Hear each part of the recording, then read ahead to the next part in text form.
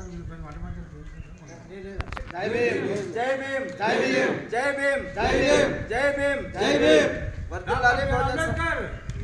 వర్ధిల్లాలి బహుజన్ సమాజ్ పార్టీ వర్ధిల్లాలి బహుజన్ సమాజ్ పార్టీ వర్ధిల్లాలి బహుజన్ సమాజ్ పార్టీ రద్దు చేయాలి 1950 ఆర్డినెన్స్ ని రద్దు చేయాలి 1950 ఆర్డినెన్స్ ని రద్దు చేయాలి 1950 ఆర్డినెన్స్ ని కల్పించాలి ఎస్సీ హోదా దళిత క్రైస్తవులకు కల్పించాలి దళిత క్రైస్తవులకు ఎస్సీ హోదాను కల్పించాలి దళిత క్రైస్తవులకు ఎస్సీ హోదాను కల్పించాలి దళిత క్రైస్తవులకు ఎస్సీ హోదాను జై భీమ్ జై భీమ్ ఆలూరు నియోజకవర్గం ములుగుందం గ్రామంలో మనము ఈ నెల 14వ తేదీ జరిగే దళిత క్రైస్తవుల రాజకీయ చైతన్య సభకు విరివిగా తరలివచ్చి ఈ కార్యక్రమాన్ని విజయవంతం చేయాలని తెలియజేస్తున్నాము.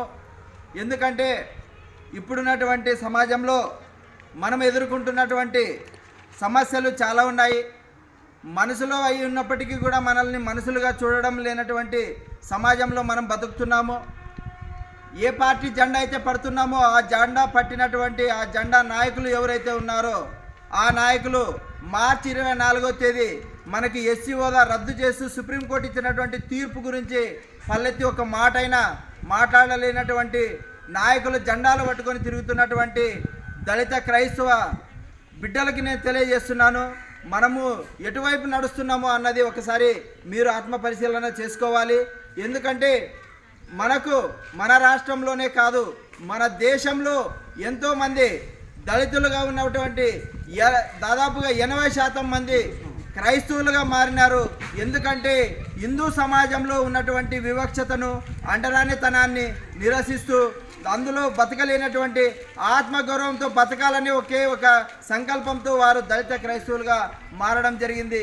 కాబట్టి ఈ దేశంలో పుట్టి ఈ దేశంలో పెరిగి మనకు హక్కులు లేనటువంటి సమాజంలో జీవిస్తున్నట్లు మనకి సృష్టిస్తున్నటువంటి ఈ సమాజానికి మనము ఏ రోజు భయపడకుండా ఉండాలంటే మన హక్కులని మనము రక్షించుకోవాలి.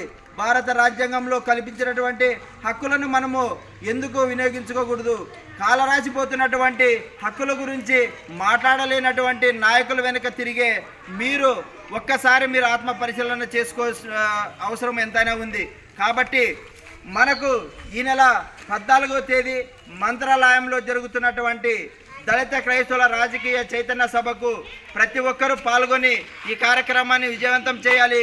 అదేవిధంగా ఈ మన ప్రాంతంలో ఉన్నటువంటి రాజకీయ నాయకులు ఎవరైతే మనల్ని దోపిడీ చేస్తున్నారో, దాడులు చేస్తున్నారో, వివక్షతకు గురి చేస్తున్నారో, అండరానితనానికి గురి చేస్తున్నారో అలాంటి నాయకులకి కనువిప్పు కలిగేలా మనమందరము ఈ కార్యక్రమంలో పాల్గొని మన యొక్క బలమేంటో చూపించుకోవాలి. మన జోలికి వస్తే మనము ఎంత వాటికైనా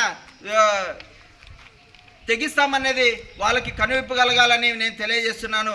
ఎందుకంటే మనం మంత్రాలయం నియోజకవర్గంలో చూసుకున్నట్లయితే మంత్రాలయం పట్టణంలోన ఒక చర్చి నిర్మాణాన్ని ఆపేయడం జరిగింది. అది ఎందుకోసం ఆగిపోయింది, ఎందుకు ఆపినారని ఏ ఒక్క రాజకీయ నాయకుడు కానీ మాట్లాడలేదు.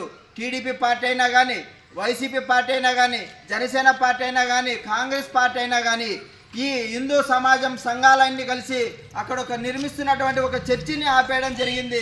అదేవిధంగా ఎవరైతే ఓట్ల కోసం వచ్చింటారో వాళ్ళు ఒక మాట కూడా మాట్లాడుకున్నా కూడా మనం వాళ్ళ జెండా పట్టుకొని కేవలము బిర్యానీల కోసమే మనం బతుకుతున్నామా? ఈ సమాజంలో మన పిల్లల భవిష్యత్తు కోసం మనం బతుకుతున్నాము.